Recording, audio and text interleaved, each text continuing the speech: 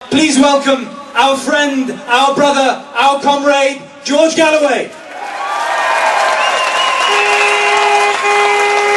Thank you very much, Anas, brothers and sisters, comrades and friends. Wassalamu alaikum. Peace be on all of you. Lance Corporal Joe Glenton is a real British hero. He's what Nick Griffin will never be. He stands up for decency and principle and loyalty to the real interests of the British people. And he's headed for the glass house. He's on a charge, and he may be on another for addressing this rally here today. And yet the Tory General, Sir Richard Dunnart, is on his way to the House of Lords for lobbying to send more people like Joe Glenton to their deaths in Afghanistan. And we say this, whether they call it treason, whether they call it incitement to disaffection, they can call it what they like. But we in the Stop the War Coalition will stand by Joe Glenton and any other soldier who refuses to fight in the illegal, immoral war in Afghanistan. And if they want to put us on trial alongside him, we'll be proud to be there. And we'll bring thousands of people to the courtroom with us. So prosecute us if you dare. Because I tell you this, the corrupt kleptocracy of the Karzai regime in Kabul is not worth the bones of a single British grenadier or an American or a Canadian or an Italian or any other soldier. Neither is it worth the bones of the tens of thousands of Afghans who have been slaughtered in this carnage for George Bush and Tony Blair's war. When we formed this coalition 8 years ago, we said that it will not be possible to make war against Muslims abroad without ending up at war with Muslims here at home. And anyone who saw Panorama the other night, where two young Asian journalists went undercover with hidden cameras in an estate in Bristol, saw exactly what we meant. Every time they stepped over the door, they were spat upon, insulted, assaulted by thugs who told them Iraq is this way, who called them Taliban. The destruction of the social fabric of our own country is ineluctably arriving as a result of these wars in Afghanistan, Iraq, and the wars they threaten against Iran.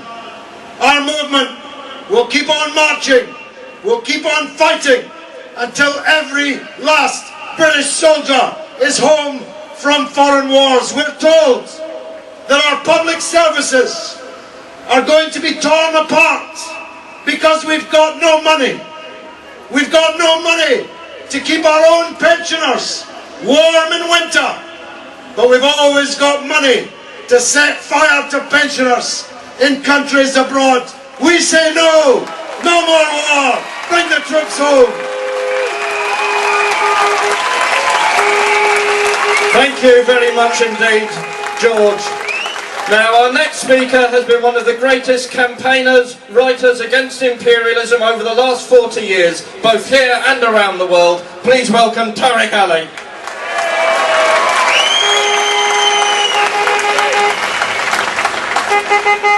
We live in a society, not just here but in the European Union, where the politicians are people without shame. Why? Who even had this crazy, grotesque, absurd thought that what Europe needs the most is Tony Blair as its president? Do you want Tony Blair to be president of the European Union? I didn't hear you. All those who are against Tony Blair becoming this warmonger, this war criminal, becoming President of the European Union? All those against, show us your hands.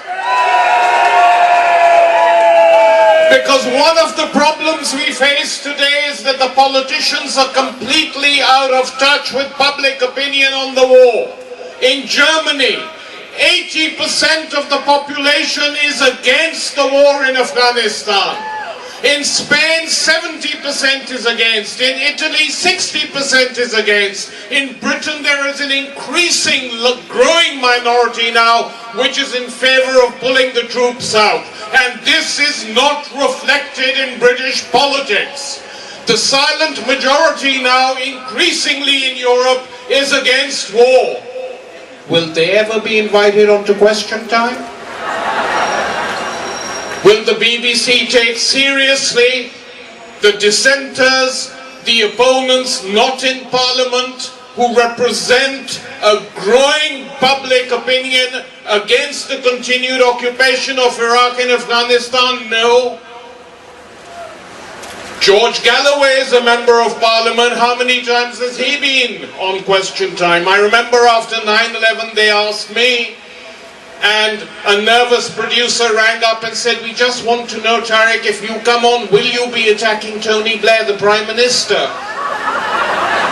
I said, to say I'll be attacking him is an understatement. I will savage him. And the invitation was withdrawn.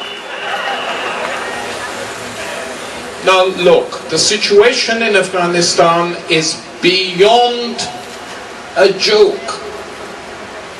Afghans are dying, European soldiers are dying, American soldiers are dying. I was in Canada last year and I met a very tough-looking young guy at an anti-war meeting. Just soon after Obama's election victory.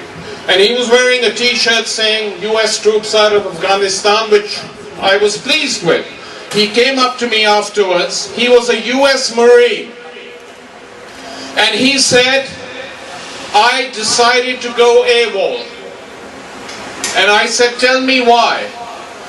And he said, "What we are doing to the people of Afghanistan is intolerable, and what broke me was the racism and the disgusting Islamophobia." And he said the way we were taught and educated on how to talk about the Afghans, called them Hajj, referred to them by also, that I couldn't take and it broke me. And what did I said, "What did you do?" He said, "I just bought a ticket, went to the airport and flew out to Canada." And he said, "I'm not alone. There are many, many other US Marines who are just as unhappy as I am with this war." And how could they not be? Because this is a war without end. They have no exit strategy. They don't know why they are there. They have no real demands. Secretly, they've been talking to the Taliban or the neo-Taliban or the insurgent leadership now for over a year, pleading with them to come in and join the Karzai government. And the reply they get from the insurgents, "We are prepared to be part of any national government in Afghanistan. It is our country, but we will not join any government as long as there are foreign troops occupying us." And they're right.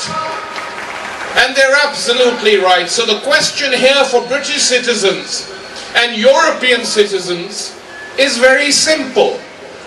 We do not, Europe, NATO, Britain, following Washington's lead, has no right to occupy Iraq, no right to occupy Afghanistan, no right to threaten Iran. Afghanistan, they can send in 250,000 more troops if they want, they still will not win. Which is why, and I end on this, we have to carry on building the anti-war movement. And from this platform, the Stop the War Committee and others, we challenge the politicians. Debate us in public. Send Tory, Lib Dem, New Labour people who defend the war, and we will debate you here or in Central Hall, Westminster, or anywhere. That's a challenge.